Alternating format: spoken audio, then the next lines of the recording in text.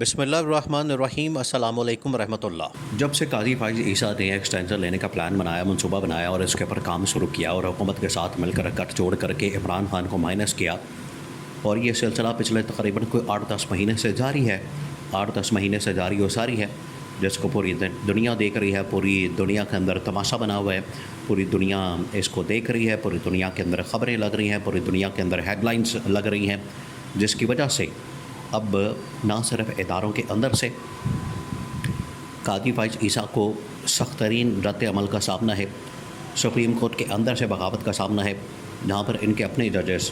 Justice منیب Akhtar, justice منصور علی شاہ جیسے ججز قاضی فائز عیسیٰ کے سامنے کھڑے ہو گئے ہیں، ان کی بات ماننے کو تیار نہیں، اور آئین اور قانون کے اوپر قاضی فائز عیسیٰ کو بتا رہے ہیں کہ آپ نے عمل درآمد نہیں کیا، جس کی وجہ سے قاضی فائز عیسیٰ آگے سے رد عمل دے رہا ہے۔ یہ تو ہو گئی ایک بات۔ دوسری طرف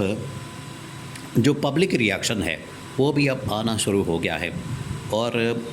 قاضی فائز عیسیٰ کا باہر جانا بھی مشکل بنا دیا گیا ہے۔ قاضی فائز عیسیٰ اسلام آباد کے اندر ایک بیکری کے اندر گئے کھانا شانا کھانے کے لیے یا کچھ چیزیں لینے کے لیے، بیکری کی جو بھی ہوتا ہے، وہاں جا کے تو ایک لڑکے نے قاضی فائز عیسیٰ کی ویڈیو بنا دی، اس نے کہا کہ آپ قاضی فائز عیسیٰ ہیں۔ قاضی فائز عیسیٰ کے ساتھ ان کی شاید اہلیہ تھی یا ان کے گھر والے تھے، ان کے خاندان والے تھے، فیملی والے تھے۔ اب اصل میں ٹارگٹ تو قاضی فائز عیسیٰ تھے، تو لڑکے نے کہا کہ آپ قاضی فائز عیسیٰ ہیں تو آپ کے اوپر لعنت ہو۔ اب یہ ویڈیو جیسے ہی بنی اس کے بعد یہ وائرل ہو گئی، وائرل ہوئی تو اس کے بعد قاضی فائز عیسیٰ کوئی چھوٹا آدمی تو ہے نہیں، اس کے اوپر اگر اس طرح کی ویڈیو بن کے وائرل ہوگی تو ریاکشن تو پھر آنا ہے۔ تو پھر ریاست کی جانب سے ریاکشن آیا اور وہ بیکری بھی سیل کر دی گئی، بند کر دی گئی، اور اس کے بعد اس کو بچے کو بھی، لڑکے کو بھی اٹھا لیا گیا، اس کے گھر والوں کو بھی اٹھا لیا گیا۔ لیکن اصل پرابلم کیا ہے؟ پرابلم آپ نے سمجھنی ہے، جس کی طرف عمران خان نے اشارہ کر دیا تھا، عمران خان نے نشاندہی کر دی تھی، اور عمران خان نے بتا دیا تھا کہ اگر آپ نے اصل پرابلم کو حل نہ کیا، اگر آپ نے اصل پرابلم کو ختم نہ کیا تو یہ ناسور بن جائے گا، یہ مانسٹر بن جائے گا، یہ آپ کے گلے پڑ جائے گا، اس کی وجہ سے آپ کو مسائل کا سامنا کرنا پڑے گا، اس کی وجہ سے یہ تمام چیزیں آپ کے خلاف ہو جائیں گی۔ وہ کیا مسئلہ تھا؟ عمران خان نے کہا تھا کہ ملک کو آئین اور قانون کے مطابق چلنے دیں، ملک میں آپ عوام کا مینڈیٹ چوری نہ کریں۔ عوام کا مینڈیٹ دیکھیں، عوام کا مینڈیٹ کیسے چوری کیا گیا، جس کی وجہ سے اب پبلک نے ریاکشن دیا۔ عوام کا مینڈیٹ جو چوری کیا گیا ہے اس میں سب سے زیادہ جو مرکزی کردار ادا کیا وہ تو قاضی فائز عیسیٰ نے کیا۔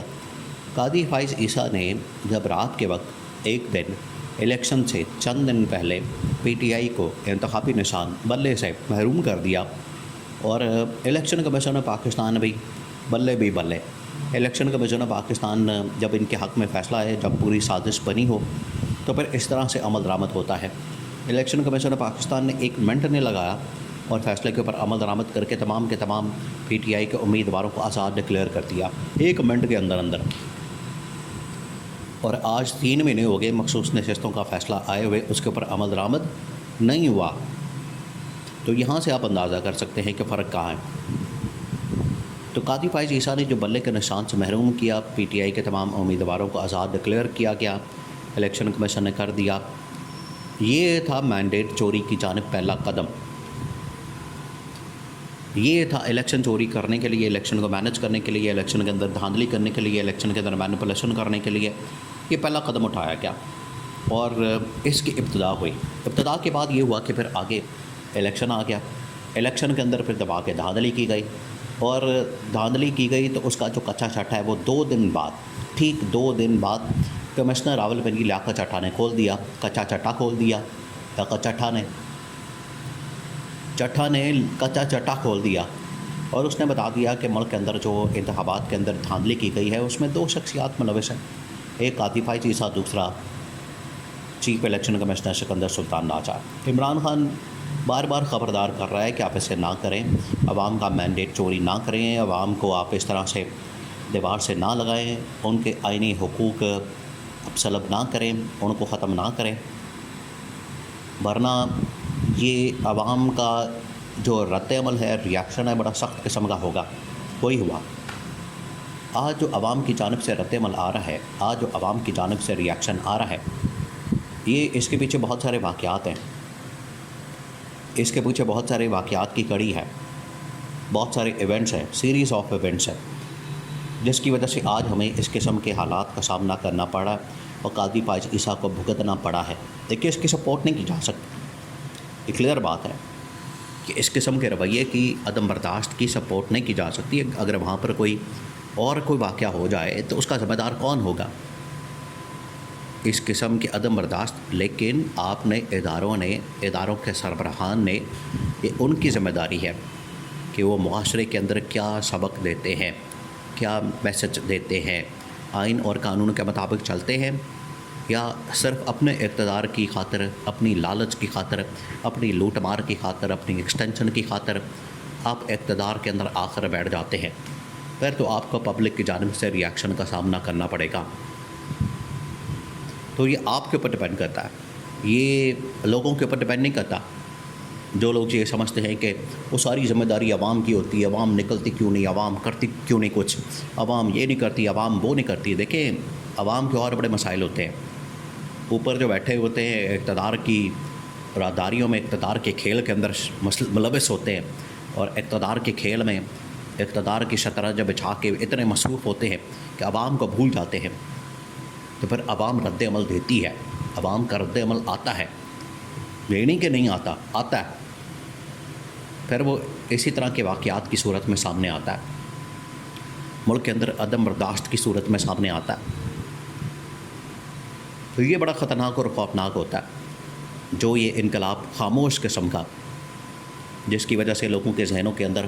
آپ اتنی نفرت اور بغض اور آپ نظام کے خلاف اتنی نفرت بھر دیتے ہیں کہ وہ آخرکار اپنے غصے کا اظہار کرتے ہیں، ان کی جانب سے اپنا غصہ ظاہر کیا جاتا ہے۔ ملک کے اندر بے روزگاری ہے، ملک کے اندر مہنگائی ہے، لوگ کہاں جائیں گے؟ اگر وہ کسی کی جان نہیں لے سکتے تو وہ اپنی جان لے لیتے ہیں۔ کام تو دونوں غلط ہے، کسی کی جان لینا یا اپنی جان لینا، لیکن جب لوگوں کے پاس راستہ نہیں ہوتا تو وہ تشدد کی طرف جاتے ہیں۔ تو یہ ذمہ داری حکمرانوں کے اوپر ہے۔ عمران خان ان کو سمجھاتا رہا لیکن یہ لوگ نہیں مانے، آج دیکھ لیں حالات یہ بن گئے ہیں۔ تو یہ حکومت اور حکومت کے ساتھ ملے ہوئے لوگ، یہ جو شیطانی ترامیم کر کے لوگوں کو نوازنے کی کوشش ہو رہی ہے، وہ نوازنے کا مقصد کیا ہے؟ کیونکہ ان کو لایا گیا، ان کو بٹھایا گیا، ان کے لیے دھاندلی کی گئی، ان کے لیے مقمقہ کیا گیا، وہ سارے کردار آج بے نقاب ہو رہے ہیں۔ جب بے نقاب ہوں گے تو اب آپ رد عمل دے گی، اور اس نے بھی بڑے زبردست انداز سے، بڑے پیار سے رد عمل دیا ہے، لیکن اس رد عمل کو پھر فیس کرنا ہوگا۔